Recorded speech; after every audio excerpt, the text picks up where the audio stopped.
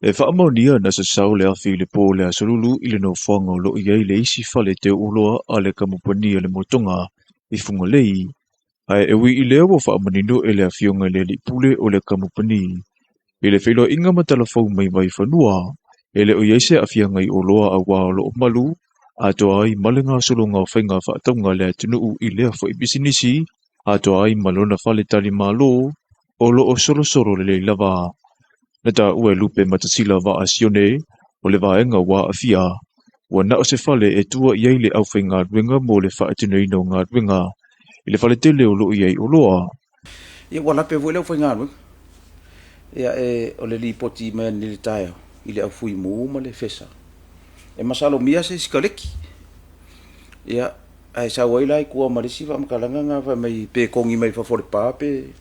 Ia o ke le man mana ma pe i se ka vole le kongi ma urunga wa ngabu ko ka nga i pa. Pe o yuku pa i sa le ma wele ma urunga o wo sa. Ia o le taitonu nga ia fa tamana. Kata mana lava male le tiro to ai ya fa ya o se manu miti lava ya nga uko kanka nga ivu ia ya nga le piko i kua le fa se ele i kuanga fa kama ia le male ya male wall le kua le warehouse o le whaalawelawe fo le nei ua tangia i le vale lei mai isi tangata e pei o na whaamamafa lava i le anganuu ma le whaakerisiano.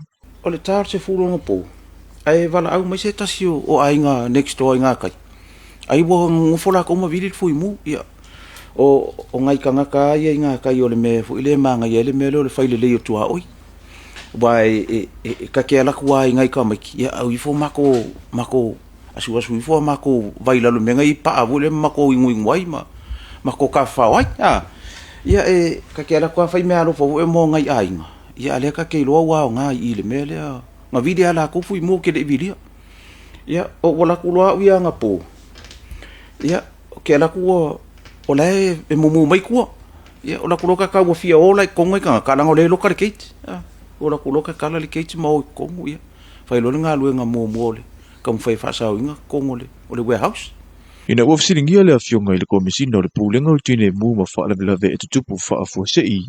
Na ia whaailoa ai pe tusa o le 5 lea whai o le awhainga ruenga na tali atu lea whaalawelawe, ma na whaafetaia e le afionga ia lupe matasila.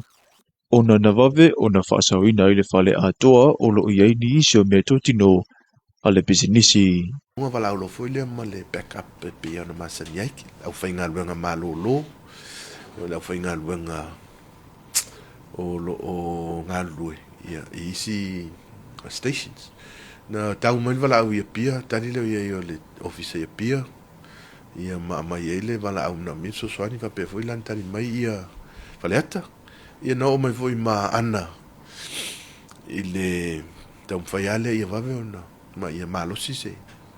Au whainga luanga tali atu ia i le whalawelawe len po. Ia o le lua nei o whalawelawe te tele nei vai aso. Ia o lo mai ta wina lava le le nganga wha popo ma le tau pati mai o i la tau fo i o lango i le ngā ruenga. O le tele o loa le motonga, o lo teu maluina i lona whale teu o loa au tui vai tele, e o atu i le 25 i la tau e ngā lulue i le whale teu o loa o loo i fungalei, ai e leo iesi tangata leo po i le taimile nei. O loo inisi ua vaenga umo le pesinisi, ma e le tau mate le vave o na toe whaalelea, o vaenga ua whaaleanga ina. Koe whangu ai customers uman motonga. O leo sanga le mu ka whainga whakau. O le mele nga mu, e mamao e se mai le display ma ko le mele display o loa. Ia le sanga le mu ase ki ngofoa ma. Vela le kala le mamalo le tunu. Suma pe feta whatau, ka ko whakau nga ma le whamaki, lai le warehouse le veitele. O wasa o alo whaku i kama. Ave mea uma i vaikele i stoa ai.